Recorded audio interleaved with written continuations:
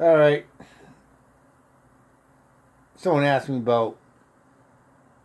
Actually, a lot of people ask me about fighting, and they ask me, what martial art is, the best, this and that, which there really isn't a legitimate answer on that. It depends on who you are, how you fight, blah blah blah blah. However, one of the best fighting exhibits I ever seen or demonstrations when I was in the Marine Corps. We're in the middle of the Pacific Ocean, and we were really we're bored out there because there's really not too much to do. Even though I was on a Hilo aircraft carrier, the U.S.S. Peleliu. So the staff sergeant's like, "Hey, Losano, we need you to put together a self-defense class for the platoon to, pass time." I'm like, "Yeah, sure." So me and Singleton was really, really good. I mean, he did some type of karate. I don't know what the fuck he did, but he was good. So we go to the gym to do this class. So unbeknownst to me, the Marine Corps Recon was there, which is our special forces, and the Navy SEAL team was there. SEAL Team 3 Delta Platoon. So I'm up there and I'm like, why the fuck am I here? Where you got Marine Special Forces and the Navy. So I went up there, me and Singleton, we did our spiel or whatever, and not Force Recon went up there and they did theirs. Then of course the SEAL team went up there and they were very impressive. So I'm like, all right, cool, they did their whatever. So I started getting up because I thought the class was over, and they introduced this other guy, and I'm like looking down, and I'm like, who the hell is this guy? He was the professor on ship. You see, on ship you can take college courses and get credits, and these professors, or they're on board. That's what they do. They teach class. So he gets up there. He had to be 6'2" at like 180 pounds. And he starts talking about Aikido.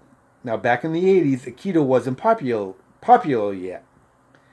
And me and Singleton, we knew what it was. And we were like, oh, it's more of a pacifist art where, you get attacked and you react to the attack.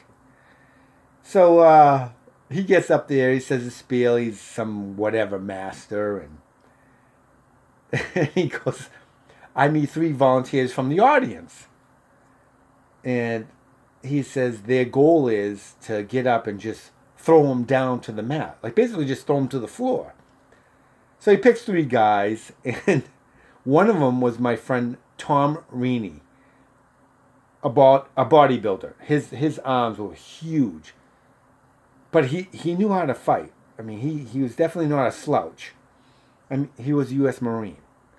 So they all 3 get up, and the professor goes, okay, your goal is to throw me to the mat, and you only have 2 minutes to do this. I'm looking at Singleton, I'm like, man, I hope this fucking guy knows what he's doing. So Rini goes, can we attack you one at a time or all at once? And the professor goes, oh, it's up to you guys. So I sat back down because I'm like, oh, this is going to be good. These guys in that 2 minutes didn't have a fucking chance. This guy threw them around like they were rag dolls. I mean, it was ridiculous. They didn't have a chance. They really didn't. Even if they couldn't get up fast enough, he would go over to you, grab you by your fingers, and bring you up on your tippy toes, and then throw you into the other person. It didn't even last 2 minutes. This guy killed all 3 of them. And let me tell you something. it wasn't even close of a fight. It was like embarrassing. And I hate saying that because Reenie and the two other guys, I don't want, it was bad. So, so anyways, they couldn't get up anymore. And he goes, okay, I'm Professor so-and-so. I'm going to be doing classes at 1 o'clock in the gym every day. So whoever wants to come up. So it was pretty impressive. So to finish off this story, the next day, I'm going through the galley where we eat, the cafeteria, and there's poor Reenie. Both of his wrists were in a bowl of ice. So I felt bad, but I didn't even know what to say. So I go by him and hey, Reenie, what's up? Hey, hey, Losano. I'm like, yeah. He goes, you were up there. What would you have done if that was you? I just looked at him. I go, oh, I would have spit on my wrist. He's like, what? I go, I would have spit on my wrist. Because that's all he did. He took you by your hand via your wrist and brought you down to the ground almost every single time. So I would have spit on my wrist. He would have slipped. And I would have punched him in the fucking jaw as hard as the gods of all earth would let me do. And I think I would have got him. So, anyways, that's my story during this coronavirus crap. And maybe I'll have other stories come out if this is a positive response. Okay, hold on. All right.